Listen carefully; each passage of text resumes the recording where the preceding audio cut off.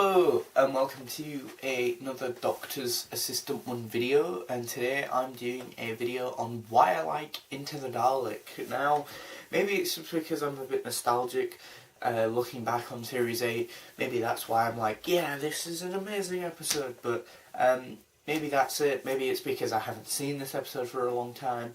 I think whenever I go back to Series 8, the main episode that I seem to just be drawn to is always Flatline. I adore that one. It's probably because it's easily one of the best, either, I'd go so far to say maybe just peak Capaldi episodes thus far anyway, including Series 9. It's definitely up there, for me anyway, in his top 5 episodes, or even maybe in his top 3, Flatline that is. In terms of purely being a Dalek story, I would love to give this story a 10 out of 10, but it is still a Doctor Who episode, even though it's got the Daleks in. I think the thing that makes it so great for me is the fact that, the thing that I absolutely really like about it is the fact that it's finally a good Dalek story, you know. Previously we had Asylum of the Daleks, that was, in terms of being a Dalek story. Victory of the Daleks, which I thought was alright, it was okay. I don't think it's the worst story ever, but it's not the best story. I think where Victory of the Daleks is a better story, but not the best Dalek story, this is the opposite way around. This is a better Dalek story, but not the best just sort of side sort of story or sort of world-based story, if that makes sense. Like, you know, if you took out the Daleks out of this story and replaced them with a different enemy, it'd feel a bit boring, because, or a bit hollow and a bit empty. Whereas with Victory of the Daleks, I don't know why, but in my head you could change maybe the Daleks, or take out the Daleks, and Victory of the Daleks would still be a decent story, because it'd be a World War II type setting story. What I would have loved is an Auton story, with Auton sort of set sorry about that, but set in sort of World War II, so like maybe some of the actual people like who were on the British side or whatever were actually Autons, but that's what the Germans, made had an alliance with the Autons or something. That would be really cool. But yeah, I think Into the Dalek, the only way I can explain or compare it to something already, excluding Doctor Who episode Dalek, is imagine Star Wars meets Doctor Who, and I mean that in the best way possible. It feels so proper, it feels like proper hardcore sort of, you know, sci-fi thrillery action, you know, and I love it. I love it when Doctor Who does that, and I think as well, what I love about the pre-title sequence bit, the bit before the Time Vortex title sequencey bit, is the fact that I don't know if, don't quote me on this, but this might be the one and only, maybe, first and sort of maybe last episode in the modern series to have the sort of pre-title sequence bit without a companion.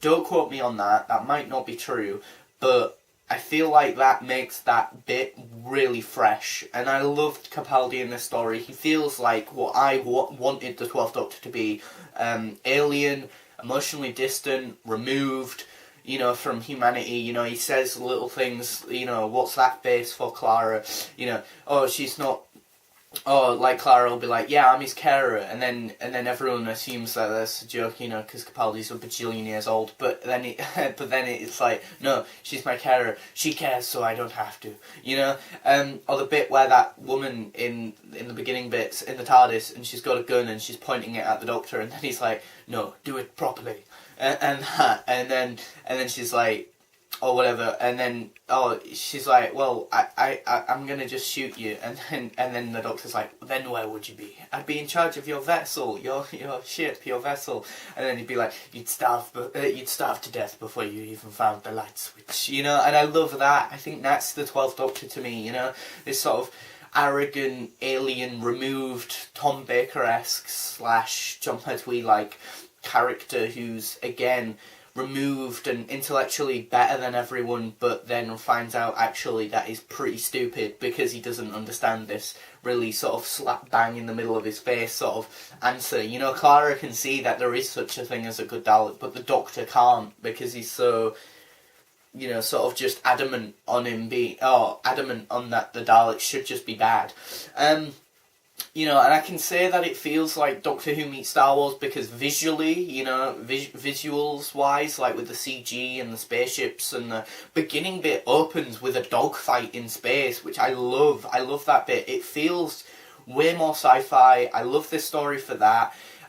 Rusty is a really cool Dalek, and that the Daleks feel impactful, like they've got some sort of substance to them, you know.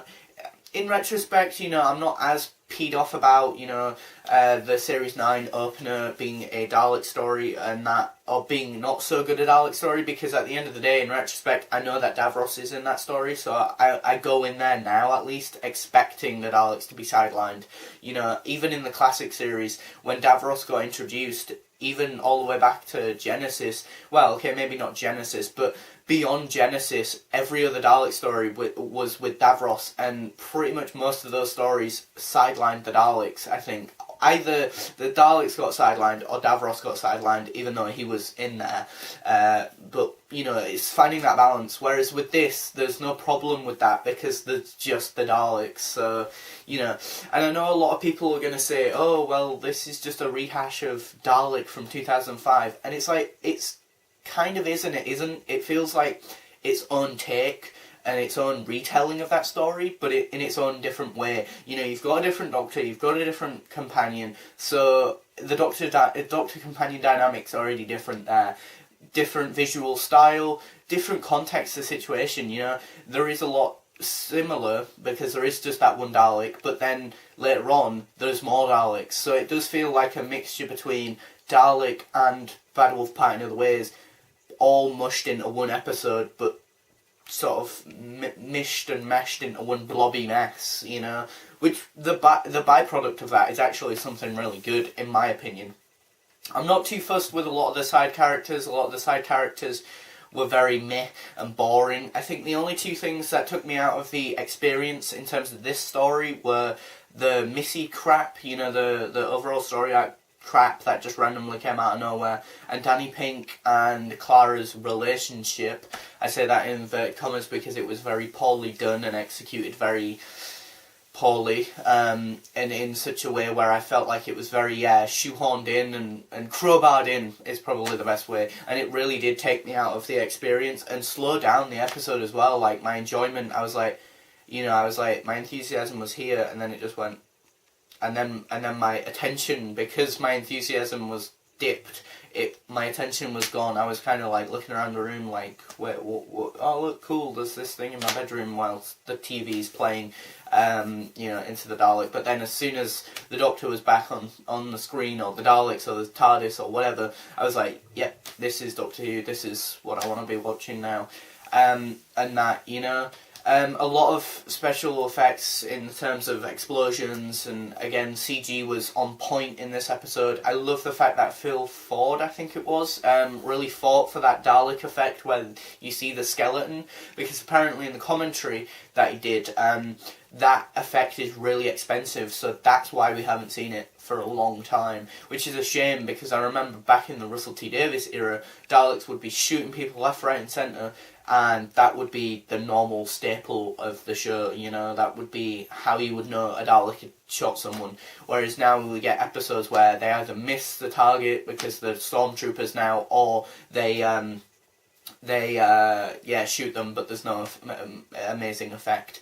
Again, another thing that makes me think of Star Wars when watching this one is even when, like, the Doctor and Clara and the crew of the Aristotle are in the Dalek, and then there's the other people from the Aristotle who are fighting this Dalek and they're going back and back and back, and then there's this one scene where there's like these pillars, and then there's some soldiers like holding the guns and stuff, and then they've like secured these doors. It just kind of reminds me of that opening bit in A New Hope, you know, where Darth Vader smashes through those doors, and then there's loads of like stormtroopers, and then there's the rebels shooting and that, you know, that it feels like that, but less epic, but it feels less epic than that, of course, because this isn't in cinematic history, unfortunately, but it feels very reminiscent of that, and it feels like it's a homage to that. It doesn't feel like just a rip-off, and it feels like a Doctor Who version of it, you know, like it's nice. It's not, again, ripping off that. It feels like a homage, you know,